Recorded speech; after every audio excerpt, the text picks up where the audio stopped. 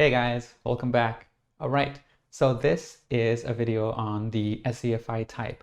Now we just did one on the FiSe. So another way to think of it is the elements that we saw with the SE and the Fi. We're going to see what happens if we invert the Vultology balance to where we prioritize PE energy first with the Fi or the Ji energy as secondary. And we're going to start with the first extroverted example that we saw in the series in the very first video, and that was Dakota Fanning. Gosh, so that's a hard one. I had never seen Love Story until recently. So real quickly, let's look at this Vultology. So we have here the sharpness of the eyes, the taut orbital area, and a little bit of a lowering of the upper eyelid. And also we see, so that shows us the attentiveness of SE.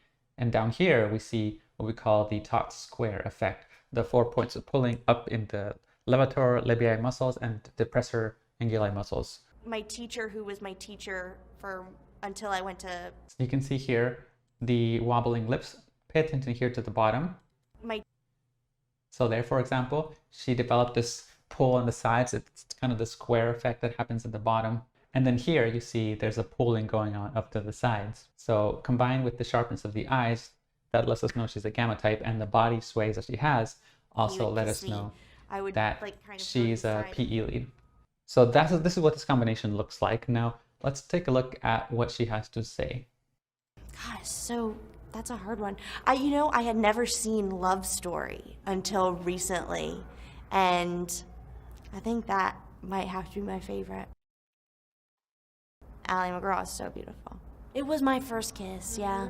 It was my first kiss. My teacher, who was my teacher until I went to a regular school, she told me that in between each take, when he would kiss me, I would kind of go to the side and just go like that, wipe my mouth off, because I was so embarrassed and didn't want to hurt his feelings, and I was just like, ugh. First of all, we have to put that down. She's an actress.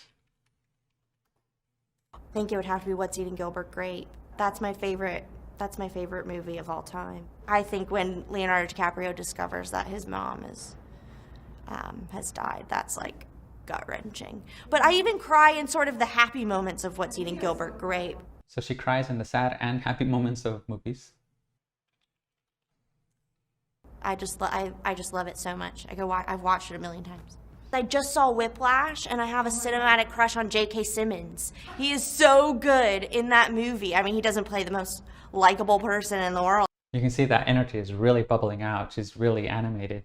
She has that intensity in the eyes as well as she does it. In the film, but he was so good. The hardest thing about furnishing the apartment was finding the couch. I'm like, oh, is this where I want to watch, this show?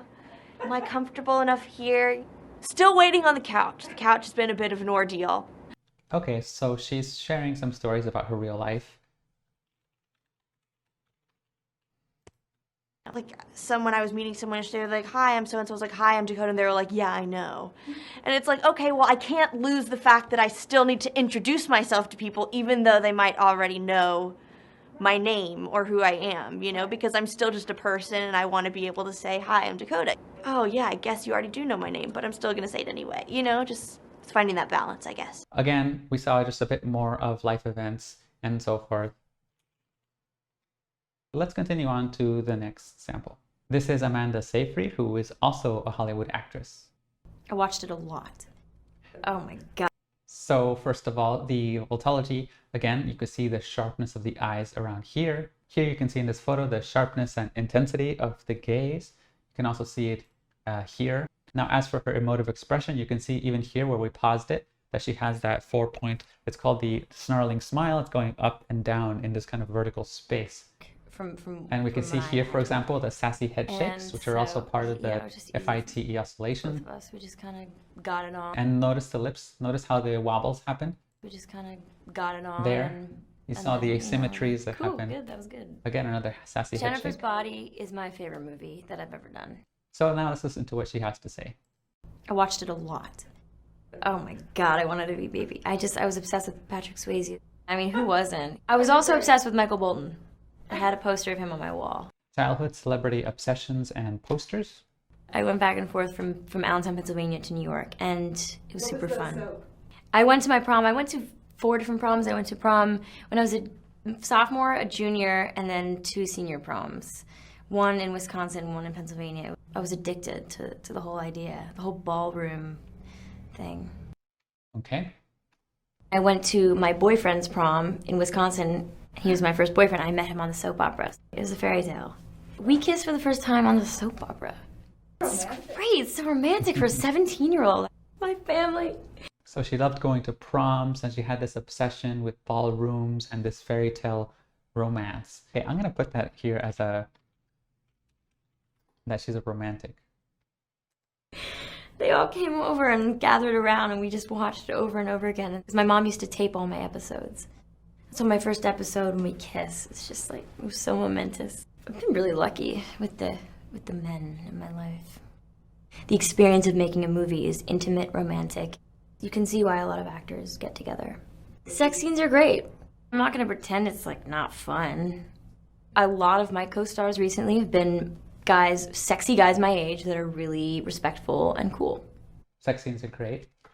Justin was great. He'd just come off from doing Friends with Benefits, where he basically had sex every day at work, from what I imagine.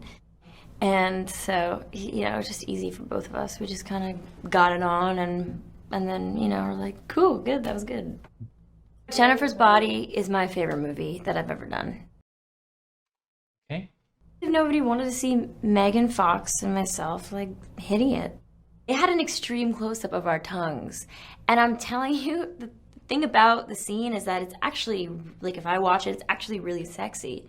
For a young girl to say that about her own sex scene it must be because it's special. No.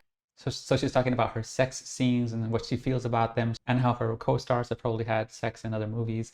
So what we're seeing with Amanda right now is the same thing that we saw with the SETIs, where they also have this habit of talking about things that they find very hot or very erotic with a lot of detail. They really get into it in a vivid way. So I'm going to put that down here. So vivid graphic details and sensuality. Okay. All right. Oh, and I can't miss out the fact that she's also an actress. Okay, let's move on to the third sample since we're at the end of this video. This one is also a celebrity. This is Kendall Jenner. The name Kendall until I turned like 16, and then So immediately we see the sharpness of the eyes, the tautness. I realized it was very unique, and I liked how unique it was. We can look at her mouth, for example, there. My nicknames were Kenny. There, so it becomes this taut square, and when it's not a square, it wobbles around to the sides. I was like... And here, did you see that? The way that the 2 points here appears, this taut square effect, it comes in and out of the mouth. 10 when I started thinking models were the coolest people in the world. Okay, so very similar to her, very similar to her. They all share a very similar Vultology to one another. So now we're going to listen in.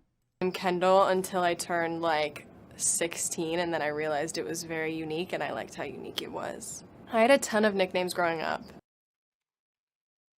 My nicknames were Kenny, Killa, Kenya, Ken, Kendo.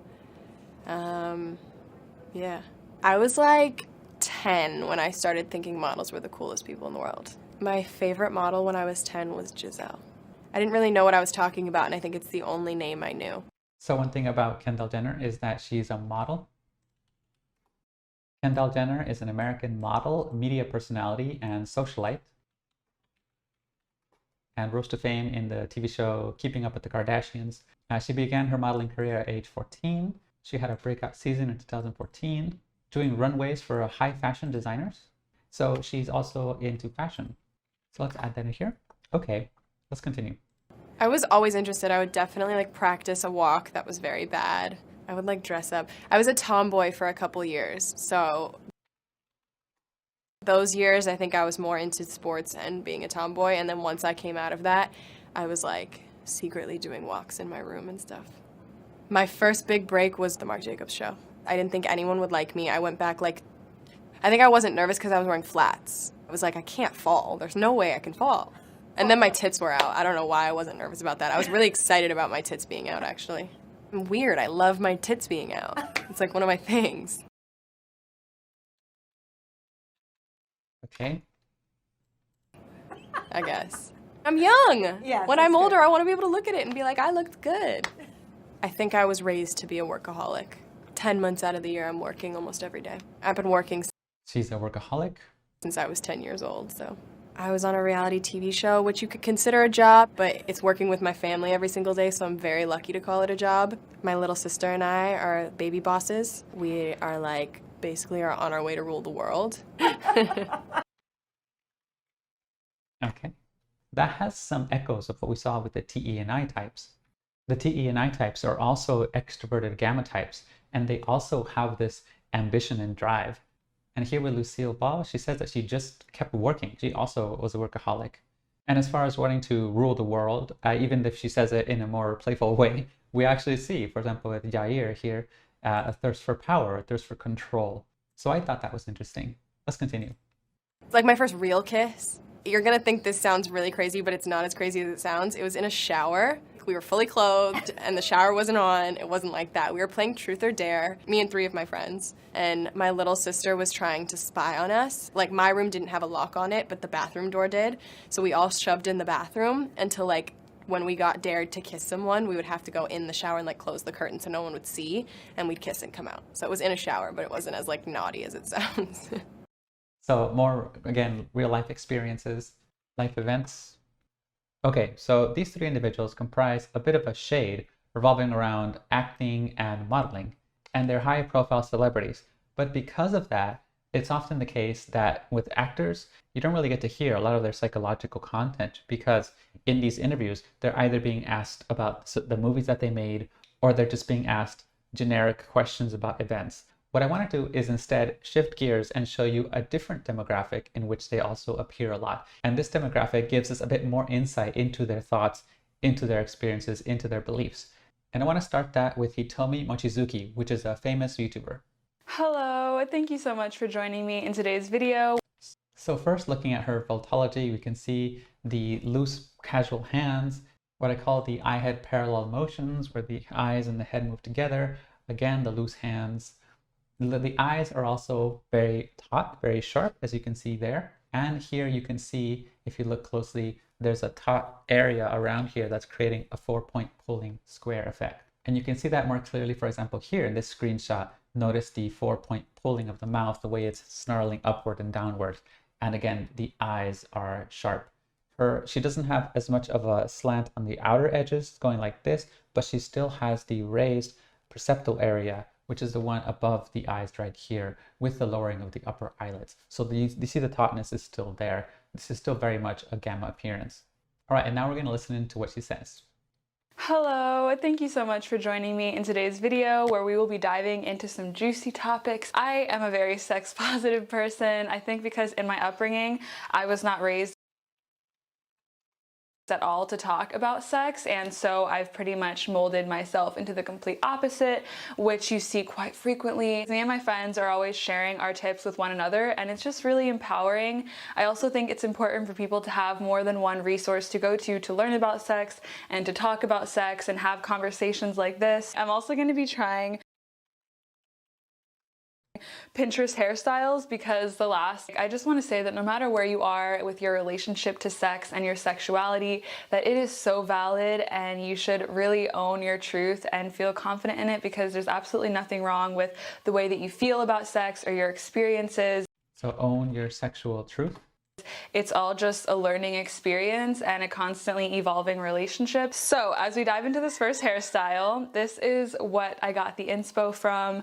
It's like these 2 braids and then these 2 buns right here in the front, which I think looks so cute. So I am going to section my hair in 4 parts. So I wanted to start off talking about masturbation because I do think that your relationship with your own body and your own sexual energy is the most important to feel comfortable in. You know, if you don't feel comfortable with your body and the way. Notice that she has this bodily awareness. As she's talking to you, so she's multitasking. As she's describing to you what she's saying in the video, she's also going to be doing her hair. And that's part of the kinesthetic attention that SE has. SE is very much able to be embodied in their body while they're talking to you. And so we see that with her here as well. Also, I guess this doubles as a bit of a hairstyle tutorial. Okay. and the way that you orgasm and what you enjoy sexually on your own, then it's going to be really hard to share that with a partner. Also, the more present you can be when you are masturbating, the more present you can be when you're sharing your sexual energy with someone else. So the more presence you have during masturbation, the more present you can be with your partner as well. Okay? And this shifted for me when I started to practice more tantric practices in my masturbation, and so much of the Tantric practices? Taoist beliefs about sexual energy is that it's constantly kind of like circulating through you, is this like sexual life energy in the seeds of your sexual organs. So she has a Taoist belief which talks about how there's sexual life energy that flows through you. And that you can cultivate it and rise it up the spine in every moment without even actually having an orgasm or even touching yourself. So raise your sexual energy up into your body at every moment. Now that is similar to what we saw in the previous video with the FiSe Marina Abramovich. Remember, she also talked a lot about sex, and she specifically said that you have one energy in your body that is the base sexual energy. So that is the root of everything, the root of creativity and so forth. So Hitomi here seems to be saying a similar thing. She's saying that you have this sexual energy in you, and that sexual energy isn't necessarily connected to sex itself. It can be risen up into the rest of your body as a natural source of vitality. So it's interesting to see the correlation here between that idea. But let's continue. Not rushing the experience at all. So I always say to make love to yourself the way that you want someone else to make love to you and worship your body. And I also think that sensuality is different from sexuality, and sensuality is just being in your body and surrendering to all the delicious sensations that we have. So sensuality is being in your body, surrendering to all the sensations that you have. Okay, so for this video, what we saw was that Hitomi is very open about sexuality, and that is very similar to what we saw with the FiSes. So we're seeing a similar fade here. We saw this open display of sexuality here, for example, with Marina Abramovich using nudity in her art to communicate messages. And we saw themes of that open sexuality in Marilyn Monroe, for example, but also in Madonna with her book titled Sex. So there is some parody there with Hitomi, and also Hitomi has some parallels with Kendall Jenner. Notice here it says that she was excited that her tits came out, and she loved her tits being out. She's gonna look back one day at that memory and think, damn, I looked hot. And here with Amanda Seyfried, she says that sex scenes are great.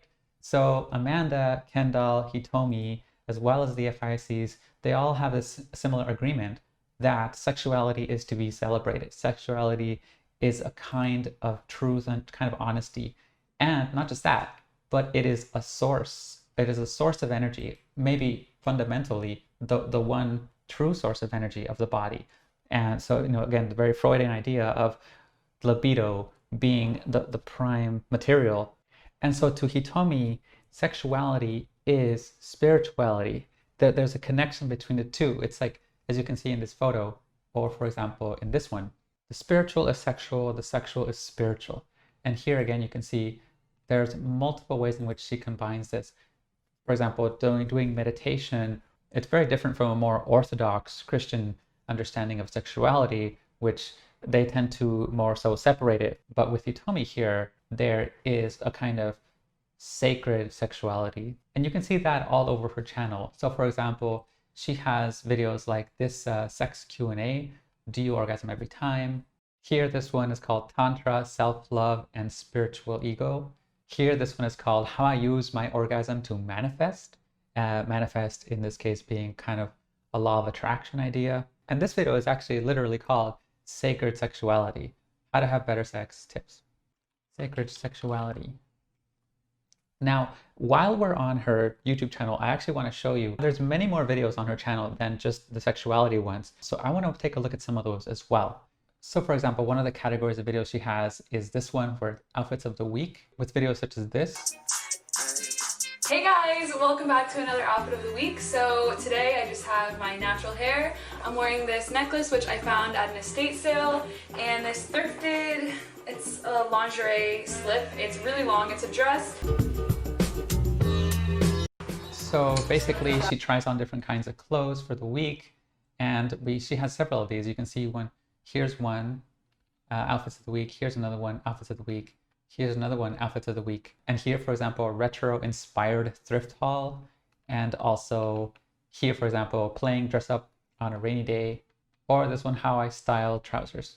So almost weekly, she's showing, what outfit she's going to wear. So that falls under fashion. So I'm going to put here fashion. So that's one whole genre of videos that she has. Now, another set of videos that she has are on yoga and meditation. So here, for example, this one is called My Morning Meditation Routine. This one is called I Started My Yoga Teacher Training. And here's another one that says A Wholesome Day in My Life, Meditating in Caves, Crafting and Cuddles. So if we open one of these up. Hi guys, welcome back to my channel. Thank you so much for being here today. I'm in beautiful Thailand on Koh Phangan, which is a little island. Today I'm going to be taking you through my morning grounding practice, and this practice will just help you connect with your truth and feel more confident and connected. I often speak about connecting to my truth, connecting to my body, dropping into my body. Connecting with your truth seems to be a common theme for her, so let me add that in.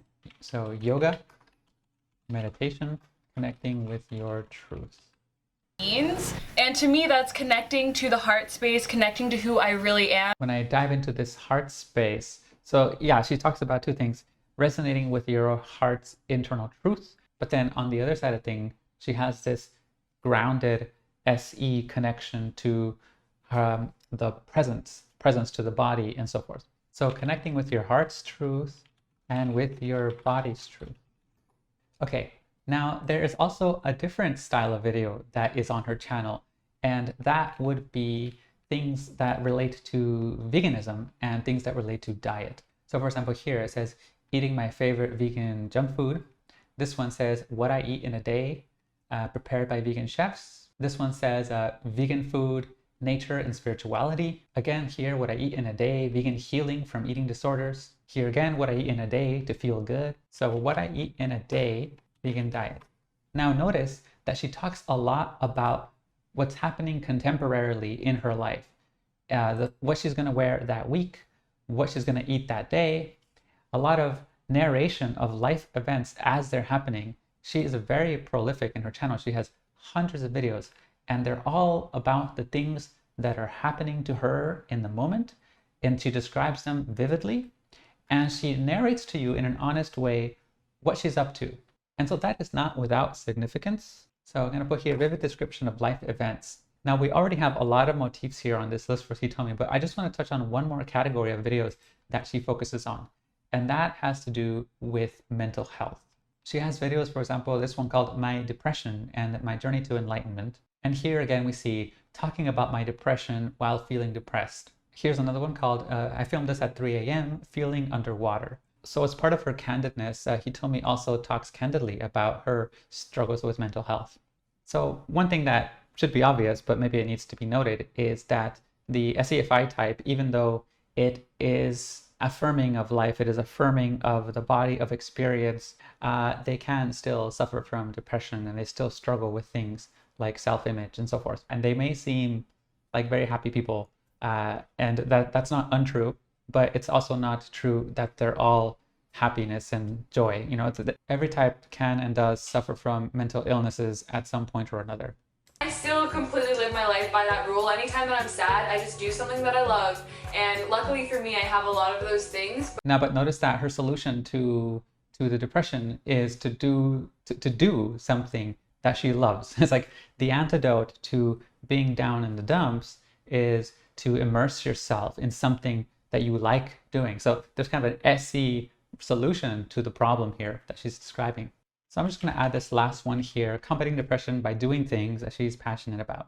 And with that, I think we have plenty of information on Hitomi. Here we have a nice generous list, psychological information on Hitomi, one SeFi anyway, which is a good contrast against the other three, which weren't giving us that much information. They weren't going into their psychology as much. But now with Hitomi, it more than makes up for it with all the different topics that she touched upon. So, but now we're going to move on to another sample here. This is Courtney Violetta. Let's listen in.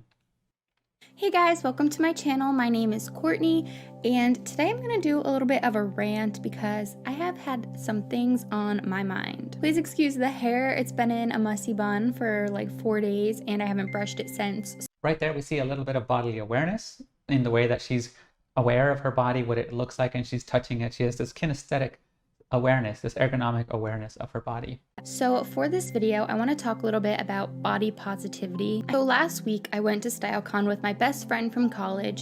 Body positivity. And leading up to that event, which is in New York City, and I don't live far from the city, and I went to FIT there for 2 years, which is the Fashion Institute of Technology, when I was 19. So she went to the Fashion Institute of Technology. And I think 19 to 21. And before the whole event, I just kept reliving all my experiences there with my friends, and I think things had been popping up on my Facebook. So those were showing up, and I was just getting really emotional thinking about all of the fun experiences I had. But when I was at So notice that she's talking about all these little contemporary events that she's experiencing. You know, her Facebook feed is showing messages and she's recalling how she felt about the experiences that she had priorly. Again, we see this attention to contemporary situations, this real-time focus on what is happening. So vivid description of events also applies to her. Experiences I had, but when I was at FIT and in high school, I was so depressed. Like I already mentioned, I was dealing with So dealing with depression. The reason I'm saying that is because looking back, I wish I had have enjoyed my time there so much more. I keep thinking of all the fun things I wish I could have done. I relive these moments of the time that I lived there, and they were just so happy and fun, but I could have had way more fun if I hadn't have been dealing with those things. So it's just kind of like regret. Looking back now, I wish that, I don't know, that depression wasn't a thing because I was so miserable. I remember I would cry in the bathroom of my dorm all the time, just like hating how I looked. So when we got to StyleCon, there was a panel of models, and it was called Models with a Message. Charlie Howard was there and Hunter McGrady was also there, and their message really stuck out with me. You know, Charlie said that she had dealt with anorexia and stuff back in her early days, and like she still couldn't become a model because of her body type. Even though she was so skinny, she still wasn't skinny enough. And now she's like a plus size model, and she's not even plus size. She's just so freaking beautiful. And after that event, I was just looking at her Instagram. It just inspired me so much. Like the things she would post, she'd post pictures of her in like her lingerie, and I'm just like, damn, she's so beautiful. And then I don't know, I was like, I don't have like a body type that's so different from her. Like, so we ran out of time on this clip, but she goes on to say she learned to love her body more, and she was inspired by this model who also had a similar body type than hers to look sexy and to be confident in her body. So I'm going to put here, learning to embrace one's body as sexy and being confident, which is similar to a lot of the messages that we saw with Hitomi in terms of embracing yourself, embracing your truth, and embracing your body. So one of the class of videos that she focuses on are related to what we just saw, and that has to do with body image. So you have here, for example, the 21-day detox, and for example, this one called The Problem of Plastic Surgery and the Toxic Standards of Beauty on Instagram. So under body positivity, I'm going to actually add body image commentary. But there's another class of videos on her channel, and that has to do with crystals, specifically healing crystals. Healing crystals are crystals which are said to have a certain energy to them. So for example, here's one such a video. I get messages all the time on Instagram and in my YouTube comments of people asking me, what is the best crystal for a beginner? What should I look out for when I'm going to buy my first crystal? What do these crystals mean? First and foremost, let me tell you that Google is going to be your best friend when looking into what certain crystals mean. The most important thing that when you buy a crystal and you set an intention for it, you yourself have to put in the work for that crystal to then work. Say you buy a rose quartz and you buy this because you want to have it help you with self-love. But if you're still looking in the mirror and saying, I look disgusting today, I'm a terrible person, why did I do that? It's not going to work. The crystal is going to nudge you in the right direction so that hopefully you'll be able to see the path it lays out in front of you. So we can see here, for example, some videos, come crystal shopping.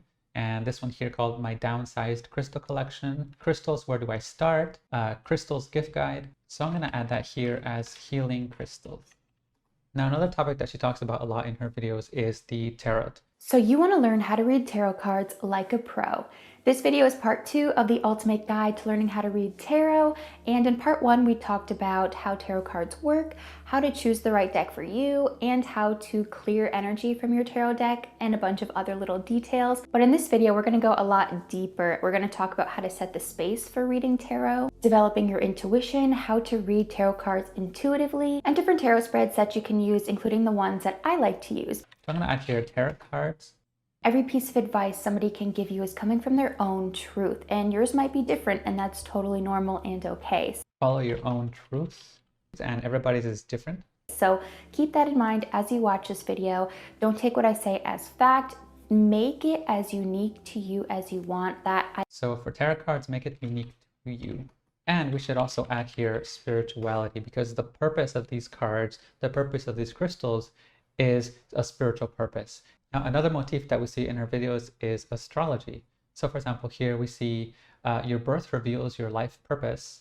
And here we see full moon routine. And this has to do with the moon phases and so forth. Today I wanted to make a video all about astrology. I know a lot of people automatically You can really see the wobbling lips here very clearly, the way that they go all around. Of their sun sign or their... When I was younger, I did not believe in astrology at all. I am a Capricorn and I never resonated with anything about Capricorns, and I thought horoscopes were the stupidest thing in the world, and honestly I still do. But the second I found out that there was a moon sign, it changed my entire perspective.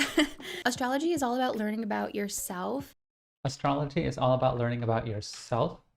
And I feel like we as humans have like this desire to like know where we came from, what our purpose is here, and just to have some sort of guidance. We all crave some sort of guidance, and astrology is something that can really help. Okay, so she uses astrology as a way to learn about yourself. She simultaneously takes it quite seriously, quite literally, but at the same time, she also said at some point that she used to think it was the dumbest thing in the world, and honestly, she still does, which means that what she gets out of it is a little bit different than like truth, but it's a kind of truth that she resonates with. Okay, and the last class of videos I want to talk about here are those dealing with cosmetics.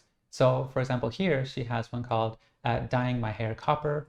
Here she has one called Why I Stopped Using Henna on My Hair. And here this one's called I Tried Rice Water Hair Methods and This Happened. So I'm going to add here hair and cosmetics. That's similar also to Hitomi, which was doing hairstyle tutorials, for example. But okay, I think that's enough for Courtney. Now we're going to move on to the next sample. The next one we have is Reese Reagan from the channel Basically Reese. Hello, what is up, you guys? First, again, the Vultology. You have here the wobbling lips. Notice the 4-point tension pulling. The hands are casual. Body movements are swaying around. The eyes also have a sharpness to them. So we see the SE, we see the FI, and the PE very clearly. Hello, what is up, you guys? It is Reese, and today I'm sitting down podcast style again because I just wanted to sit and chat about all the little like spiritual habits I do and like the witchy things, and just kind of an all-encompassing video dipping your toes into each of the things that I do, because I get a lot of questions about them. I obviously show my vlogs and on my Instagram stories and stuff, and people have questions about like law of attraction, manifesting, crystals, and I just thought I would sit down and talk about them. Law of attraction, manifesting, crystals. I personally consider myself like only like an intermediate at these things if we're gonna rank levels, because I'm still learning every day and I've just been into this like the past couple months, so I kind of wanted to use my like beginner-ish level to explain how I got started and explain to like other beginners like approaches to start all this stuff. So yeah, just wanted to sit down and chat, and I'm excited because I have no script for this at all. I'm just gonna go off the top of my head. Zoe's sitting on this chair back here, so if you see movement in the corner, it's not a ghost, it is Zoe. I have my coffee right here in this beautiful Harry Potter mug. I am drinking out of a straw so that I don't mess up. No, again, she's focusing on real-time things that are happening with her. She's explaining that her cat is nearby. She's telling you about the cup she's drinking from. I'm going to call this vivid real-time observations. Up my lipstick.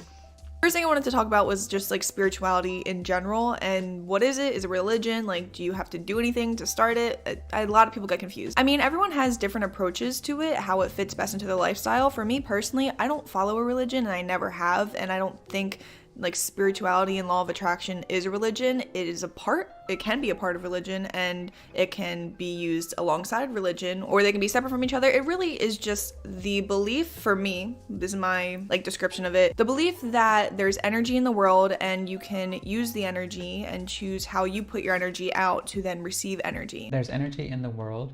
You can put out your own energy to then receive energy back. It's also like the basic premise of law of attraction, like attracts like. So if you put out good positive energy, you get good positive energy back, kind of like karma. And although it's like spirituality, so a bit like karma, you put out good energy, you get good energy back out. there's also a lot of science backing this up. Like, I'm a realist, definitely have a very realistic point of view in life, but there's this whole like quantum physics background that So she's a realist? actually proves that we are made of energy, and then like energy attracts like. I know this can be like a lot, but basically just think of like karma as the basis of it, at least what I practice and believe. So with like the law of attraction, which can also get into like manifesting type stuff, it's basically just about being the best version you can and putting out good energy into the universe and like truly believing in whatever it is you want to attract Truly believing in whatever it is you want to attract. Okay. or manifest, and then the universe will provide you back with that. So Courtney and Reese are very similar to each other as a shade. Both of them have a focus on what you would roughly consider witchy things, as Reese said directly here. Focuses on things like a law of attraction, focusing on things such as crystals. As you see here, she has crystals here, and we also see healing crystals here with Courtney. They both believe in energy, that things have energy, that objects have energy, that you are putting out energy, and things that have negative energy being put out are things you need to either cleanse or avoid, and you should also intake positive energy and put out positive energy into the world. So these two, and to some extent also Hitomi, because she's also into energy, sexual energy specifically, and Taoist energy and tantric energy. But these two or three seem to be forming a kind of shade, a kind of witchy shade, a spiritual shade of the SeFi. But actually, I want to continue focusing a little bit more on Reese because she has a channel with a lot more videos. One class of videos that she has are day in a life videos. So here's typical day in my life, workout, YouTube, organization. Here again, we see a day in my life, making life fun. Here we see cozy vlog. So this is a very common thing with vloggers. Well, they make kind of like day-to-day life, what's happening and so forth. So I'm going to add here day in my life videos, vlogging. Now another category of videos that she talks about are mental health related. So for example, here she says how to take care of your mental health during these uncertain times. This one is called when you have an anxiety attack in the club. And this one is called Inside the Mind of a Stressed College Student. So I'm going to put here dealing with mental health problems. And the other category that we can see here has to do, again, with cosmetics. So here in this one, so many clothes, it says spending big money at the mall. Here we see one called dyeing my hair dark. And here we see one called my problem with becoming that girl, as well as preparing for a hot girl summer. So again, we see some sensual energy there connected with the aesthetics and the fashion focus. So aesthetics, fashion, and sexuality. And there's actually just one more category of videos that she has that I want to touch upon. And that has to do with accomplishment or achievement. So here she has one called Why I Write Everything Down, aka How I Organize My Life. Here we have complete my to-do list with me again. So there's to-do lists. There is writing things down and organizing oneself. This video is called A Very Productive Day, How to Be Productive. And this one's called Midterm Week, Lots of Studying and Working Out. So working out, being productive, being organized, getting things done. This is also part of what she's about. So being productive and getting things done. There we go. So there we see some overlap with Kendall Jenner, who said that she's a workaholic. And so it seems as though some of these SeFis have a lot of oomph to them. They can get things done. They like to be productive. They like to achieve, despite the fact that they're not JE leads. It's coming from a different motivational place. If you listen to them talk about it, to them, it's about not being idle, not being stagnant, having some sort of flow of energy going. And if that flow is stopped, if they're not doing anything, they wither away. And so part of the SE lead psychology is in need of some sort of interacting with the world and some sort of forward movement in their life, forward movement in what they're doing. And that's true for both SE leads. However, with the SEFIs, because they have TE, the TE and the SE work together to create even a stronger effect of this sort. And so we're starting to get a sense of what the gamma psychology is, right? Not only the top two functions, what FI and SE want, but also even in the way that if the top two functions are SE and FI, the influence of the bottom two functions can still be noted. The imprint is still there. The productivity of TE and the esoteric interconnectedness of energy that comes from NI. And this is very exciting to me because this is what you would expect to see if, for example, types actually have a hierarchy of 4 functions, not just the top 2, but the other 2 that are maybe not so much visible are still there and still having an unconscious influence in the psychology of the individual. Now, I just want to show you one more SEFI of this shade, and that would be Marisa LeBlue. So first, we can see again the sharpness of the eyes, the tautness here, and the subtle lowering of the eyelids here. And you're going to see also the wobbling of the lips. Yeah, for example, there, the taut square effect. You can see also her body sways are casual, her hands are casual, very loose, and she's kind of moving side to side as she talks. There you go. So we see the PE energy of the body, the sharpness of the eyes, and the wobbling tension in the mouth. And now listening to what she says. Talking all about the Virgo moon sign. If you're not familiar with the moon sign, be sure to watch my video if you want more detail on it. But basically your moon sign is your emotional nature. It reveals what you truly need to feel fulfilled in life, your emotional reactions to situations, and your typical instinctual reactions. So she's into astrology, but again, she's talking about your emotional nature, your instinctual reactions. As well. Now your sun sign is more your egotistical nature. So before I compared it to an onion, you know, it's like your rising sign is the first layer of the onion, and then your sun sign is the second layer, and your moon sign is the very deep core that nobody really sees, or only people who really know you super well. To calculate your moon sign. So the moon sign is your emotional nature, the moon sign is your instinctual reaction. So let me pause here for a sec and take a look at her channel. So here we see a little bit more about what she's about. Astrology Made Easy, houses in astrology, Leo moon, Leo rising, zodiac love, dating Leo types. So romance is another motif here that I can add. So dating and romance through astrology.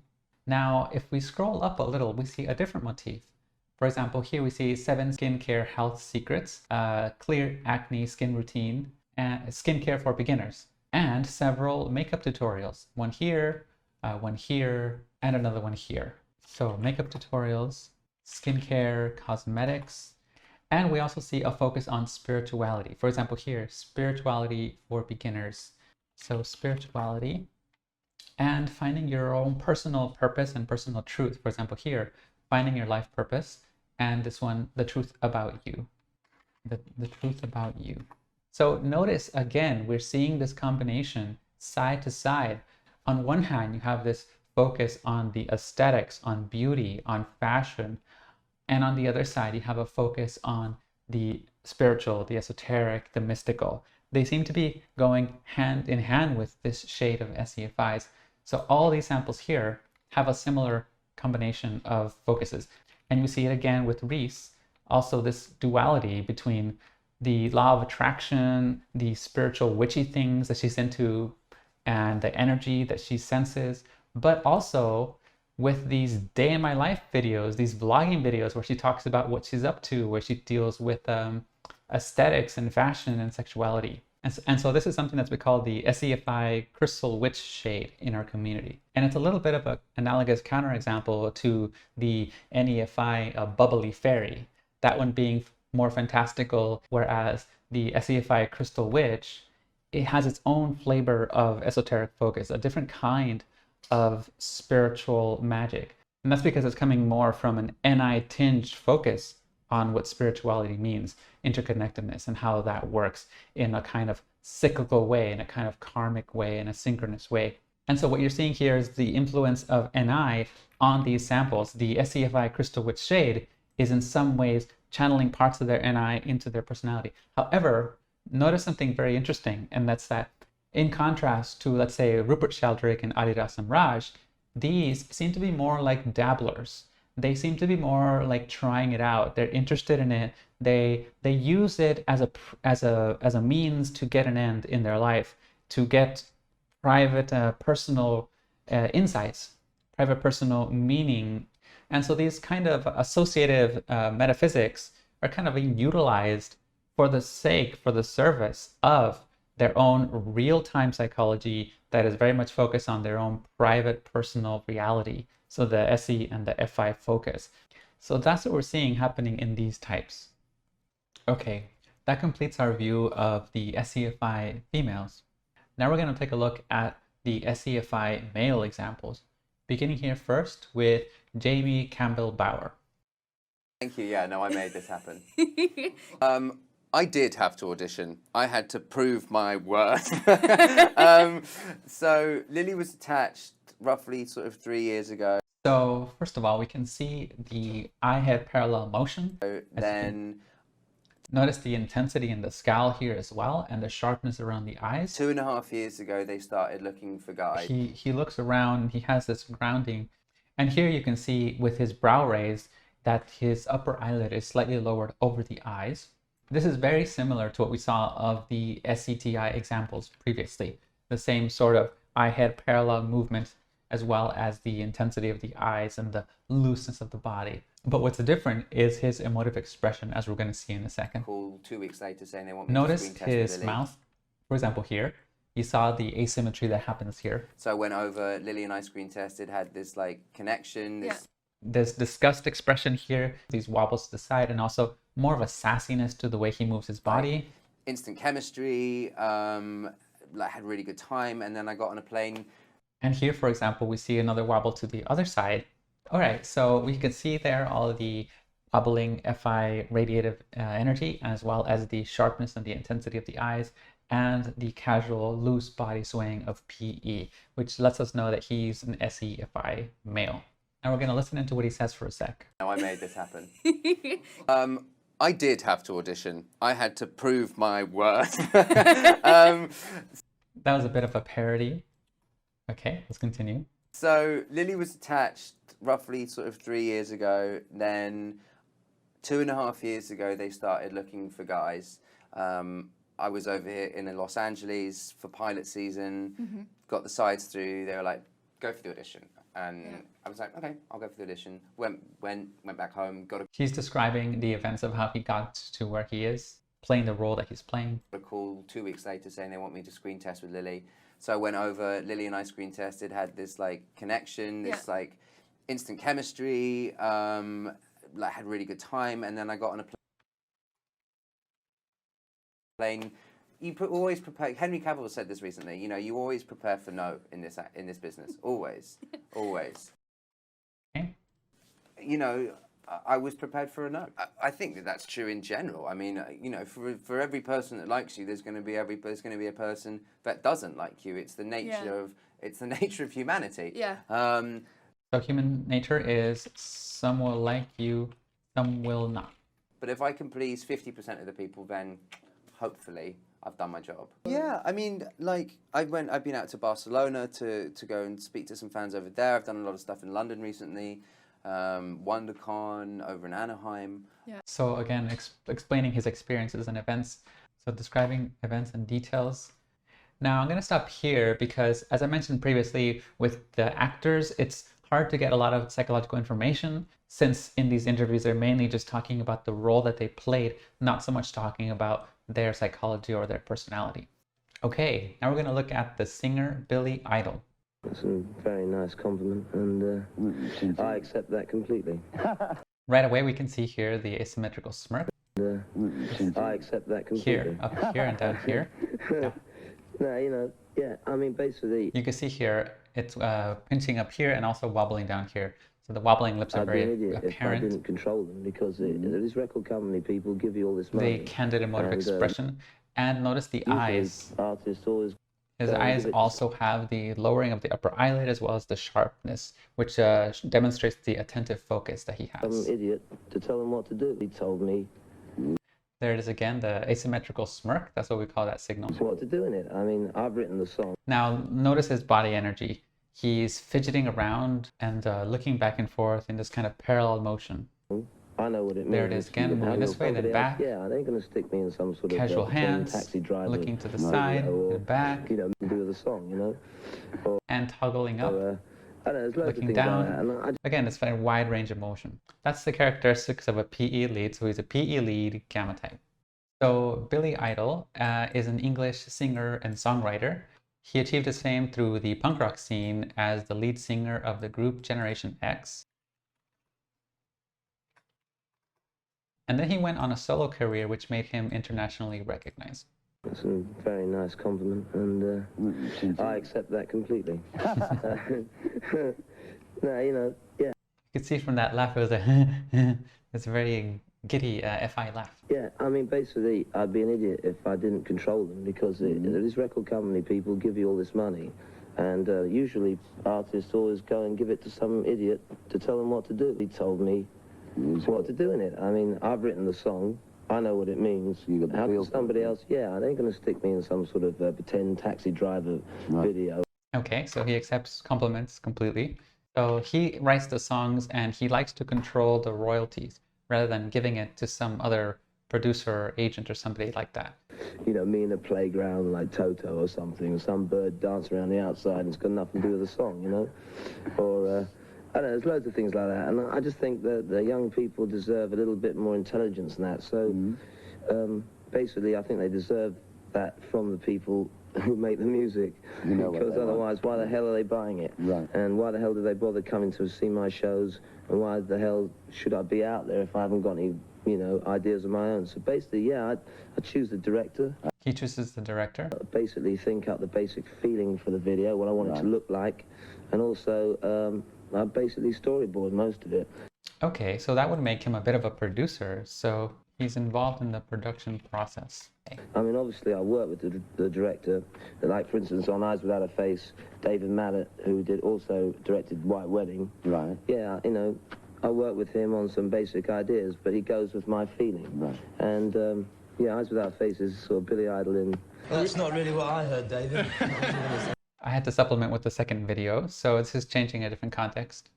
One of the reasons it's like that is because we had Toby. You can see there again the asymmetrical smirk, very clear. Directing it, and he did the fidgeting body, Texas Chainsaw. The eye head parallel motions. Look at the hypnotic eyes, very clear SeFi male. That's why I'm credited with so much violence. Is it now? Do you consider that to be violent? That particular video? No, I think it's sort of a cartoon, really. I don't understand all these people who think things are violent like that. I mean, they're crazy. That comment about violence is referring to his music videos, which are, for example, this one. You can really see the wobbling lips there very clearly. Here's another video. You can see the aggression there with the spikes and the chains. Yeah. He has a persona being the tough, dangerous bad boy. Those people who complain about me being violent are usually, you know... You're not a violent person, right? In your own life, you're not violent. Well, not really. Yeah. Where were you born? Well, I think they were trying to find the American dream, you know. Yeah? Did it work out for them? Well, they went back. One in about 4 years. Okay, so that's about enough for Billy Idol. So we have an example of a male SeFi, and it's quite different from the female SeFis, as we saw here. And that's also why I do these videos separating male and females, because there's a different psychological emergence from both sexes. Moving down to the next one, we have here Tyga. But I wasn't known, you feel me? Like just trying to fall out. Again, body swaying. With Lil Wayne, Gym Class Heroes. Loose, very clear. I just felt like to name my album. With the eyes, I had parallel motions, so that's the SE and the eyes swaying. It's basically. And notice here he's gonna have this pinching, wobbling motion. But I wasn't known, you feel me? Like just. You see it there again. Yep. Fall Out Boy, Lil Wayne, Gym Class Heroes. And I just felt like to name my album No Introduction. It's basically like, I don't need an introduction, but I still do. You know what I mean? Like, why do you feel you don't need an introduction? First of all, he's an American rapper. I don't need an introduction. All of my music, I never really told her. You know what I'm saying? I mean, like this type of lifestyle, this type of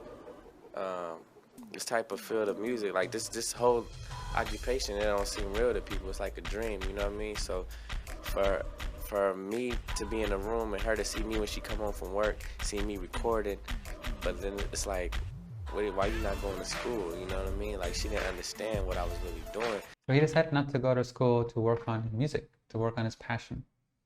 Okay. She's seen it for herself and her friends told her. Like she would know I'm going on tour. It was like, all right.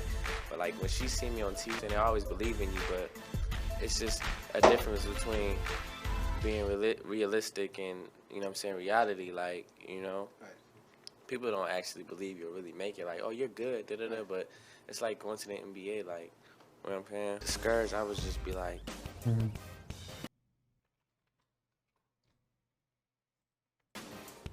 what they understand, you know what I mean? Because it's like, you don't know how everybody is, and you don't know how everybody will take your music in, so you really don't know if they understand your message, how you send it out there. You know? People may not understand your message. You know what I mean? But, I mean, he understands a lot, man, you know? It's more of an addiction, but it's more of a hobby, though, too, man. Like, you know what I'm saying? Like, all my tattoos, it's not like I just went up to the tattoo shop, like, let me get that page and that. Like, everything is all original on my tattoo, something that I thought about and something that just relates to me. And another thing, like, when I look at my tattoos, it reminds me of, it's like a timeline. Like why would I get a mic at this period of time? When I got this mic when I was like 14, so I'm like, if I got this mic at 14, I must have realized this is what I really want to do. Okay, I'll stop right there. So we have another musician. So Billy Idol and Tyga are both musicians. Tyga is more of a rapper, and Billy Idol is more punk rock. Now we're going to move on to the next sample, which is 6ix9ine. Artist in the world. Like, I'm literally the hottest artist in the world right now. I'm #1, Apple Music #1. I'm literally the hardest artist in the world. Okay. I'm #1, Apple Music #1, YouTube #1, everywhere. It's all this just platinum. I'm #1 everywhere. Nothing. Gold, like, you know what I'm saying? Like, yes. I'm a multi-platinum recording artist. Like, and I'm just a kid from Brooklyn. From Bushman. Like, nothing else? No Nothing cousins? else. My mom came here from Mexico. Uh-huh. My mom came here from Mexico, I think. Body swing. 93, some shit like that. Mm-hmm. She came in from Mexico. Also, he is a rapper, so let's add him in as a rapper. Also, since we added tattoos to Tyga, we should definitely add tattoos to him too, since he has them everywhere. And where was your pops? My dad, my biological dad left. Mm-hmm. And I thought my real dad, I don't think I knew my real dad. Came into my life when I was 2. Got it. Got murdered when I was 13 in 2010. Jesus Christ. I didn't know, though, he wasn't my real dad. So after he passed? No. Like, right before he passed. But that was your dad. It was a block away. Yeah, and I was there. Like, I got to see him. Mm-hmm. Like, he was just... And it was just like, yo, your dad is on the floor. Like, it was broad day. So Daniel, known professionally as 6ix9ine, is an American rapper. His music has been marked by an aggressive style of rapping, while his controversial public persona is characterized by his distinctive rainbow-colored hair and extensive tattoos. I'm going to just call that body modifications, hair coloring and tattoos, and also legal issues and publicized celebrity feuds. Hernandez was involved in a child sexual performance charge in 2015. He pleaded guilty to a felony count of use of a child in a sexual performance. And essentially, in one of his videos, he had an underage girl that was performing naked. So he was charged for that. In 2018, he was arrested for allegedly choking a 16-year-old. And eventually, the charges were dropped. In 2019, he admitted to years of domestic violence. He apparently beat his ex-girlfriend over a period of 7 years or so. leaving her sometimes so swollen that she could barely open her eyes. So maybe there's some connection between these charges and his aggressive style of rapping. Now, I'm not saying that SeFi necessarily are more criminal. I'm just showing you one example here and just gathering information. And lastly, we're going to take a look at 21 Savage. The hook, goddamn, I was just rapping, you know, freestyling, but like... You can see here the wobbling lips. The verse. The eyes, the raised outer edges, and the raised perceptal with the slightly lowering of the upper eyelids. You can see that much more clearly here in this photo. Here you can see the taut outer area, the slightly lowered upper eyelid. And you can also see here some of that snarling tension. You can see the semi-disgust expression with the nasolabial area a little bit taut. That money, man. But now here we also see the PE fluidity. You can see his body is swaying, his casual hands, the way he has this grounding. So 21 Savage is a rapper based in Atlanta. He became known after the release of 2 mixtapes in 2015, and he gained international attention with the release of his EP Savage Mode, and then he was featured on Drake's 2016 single Sneakin'. I had, what, 115,000 in the club, in all hundreds. I had like 30 in this pocket, 30 in this pocket, 30 in this pocket, and like, I think like 25 in this pocket. So carrying 115,000 in his pockets at the club, that's quite something. I could fit about 200,000 though, depending on what jeans I got. All blue cheese though. Some niggas, that's all they did was sit in the house and play the game, watch TV. I was in the street playing around with guns and drugs, you know what I'm saying? So that's what I meant by that. I play them now though, Tom Clancy. So he says, I was in the streets playing around with guns while other people his age were watching TV in their home. So, I mean, that's quite something. That's quite an upbringing. Grand Theft Auto, UFC, Need for Speed. Man, I play a whole lot of shit, man. Whatever's goddamn fun. Guns and driving shit. I was on probation, so I was just trying to do something different. He was on probation? Ended up kicking me out of school again, so I was like, fuck football after that, you know what I'm saying? Dropping shit, breaking jaws. Like, everybody fucked with me, but it was just... Kicked out of school? Okay. A couple, you know, lames and niggas who try and prove what they is for no reason. Yeah, man, you know, some niggas need Viagra, all that type of shit, you know. This hoe so thick, I don't need none of that shit. My dick getting hard off the rip, you know what I'm saying? Love sneak dissing on Twitter, you know what I'm saying? So, sexually explicit language. I'ma at your favorite rapper and shoot him like I'm John Dillinger, you know what I'm saying? I'm not gonna sneak this. Different struggles develop different characteristics in people, you know what I'm saying? And Haitians have very bad struggles, you know what I'm saying, in Haiti. So that just make them rough, you know what I'm saying, and make them just operate a little different than... Tough circumstances create different people, right? Which I think he has had tough circumstances as well. I'm not surprised that somebody who listens to my shit all day probably don't like me, you know? So he's not surprised that people who listen to him may not like him. Okay, let me stop there. Now, unfortunately, I think we do have to talk a little bit about another thing that 21 Savage is infamous for, and he has his own list of charges. In 2014, 21 Savage was convicted of felony drug charges in the county of Georgia. So I'm going to add here, convicted of drug charges.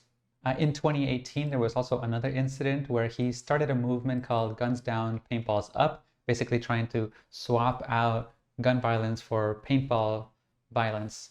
But unfortunately, that still led to injuries anyway, and disorderly conduct, property vandalism, and violent reprises. And so he also got in trouble for that as well. Paintball, disorderly conduct, and property vandalism. Pulled out a firearm during a pool party. Now, so why am I adding this information into the motif matrix? I'm not trying to say that SeFis are criminals, nothing like that. These just happen to be the male samples that I have at hand, but there are many more male samples with clean records and so forth.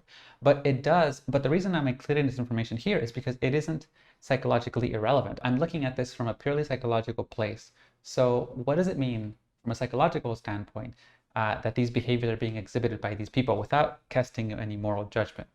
I think what it means is that SeFis are prone to push the limits of what is legal or what is allowed, which is not very different from what we saw with the SeFi female samples. So for example, with Hitomi, who honors sacred sexuality, and she's willing to post highly nude photos of herself online, there's this kind of filterless expressivity of the self. It may be that an SeFi may be more inclined to experiment with, let's say, substances, whether or not they're legal or not. And if it happens to be not legal at the time, then they may be more incriminated for it.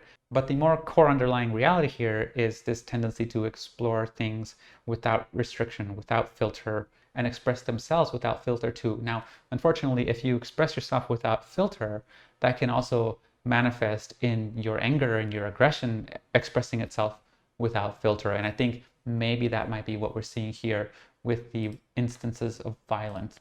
But okay, that completes our initial look of the SeFi males. So now we've seen the SeFi males and female samples. And we've completed our initial survey of all the 4 gamma types. So next, we're going to be moving on to the 4 alpha types. All right, I'll see you guys then.